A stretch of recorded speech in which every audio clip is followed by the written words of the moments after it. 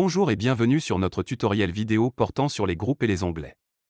Dans cette vidéo, vous allez voir deux composants différents, les groupes, puis les onglets. Le composant groupe vous permet de combiner plusieurs composants d'un tableau de bord.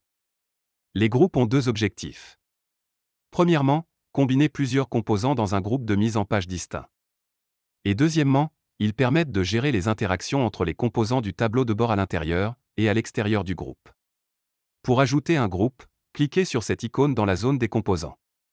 Pour ajouter un composant dans le groupe, sélectionnez le composant, puis faites-le glisser dans le groupe. Vous pouvez ajouter autant de composants que vous le souhaitez. Pour gérer l'interaction entre les éléments du tableau de bord à l'intérieur et à l'extérieur du groupe, cliquez sur la roue crantée, ou faites un clic droit sur le groupe pour afficher le menu d'interaction. Le bouton Filtre principal détermine si le groupe actuel vous permet de filtrer les éléments du tableau de bord en dehors du groupe, à l'aide des composants contenus dans ce groupe. Par défaut, cette option est désactivée. Les composants du groupe ne peuvent filtrer que les éléments de ce groupe. Un clic sur 2020 ne filtre que le secteur du groupe et ne filtre pas les tuiles.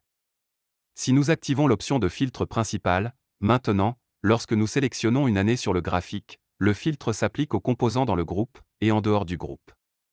Le bouton Ignorer les filtres principaux vous permet d'isoler les éléments contenus dans le groupe des éléments des filtres principaux externes. Par défaut, cette option est activée.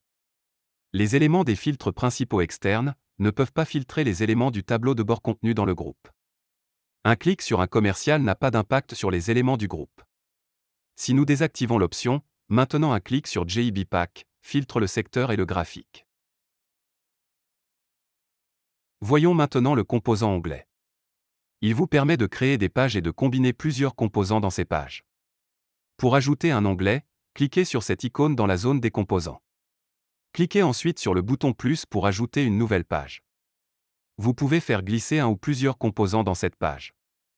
Vous pouvez gérer l'interaction d'un onglet en cliquant sur la roue crantée de l'onglet correspondant. C'est le même principe que pour les groupes.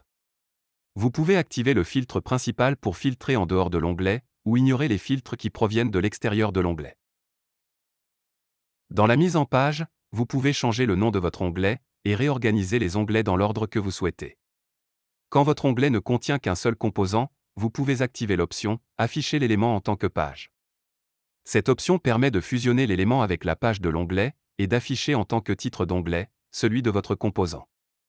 Pour ajouter un onglet supplémentaire, cliquez sur le bouton plus. Nous faisons ensuite glisser le groupe à l'intérieur de ce nouvel onglet.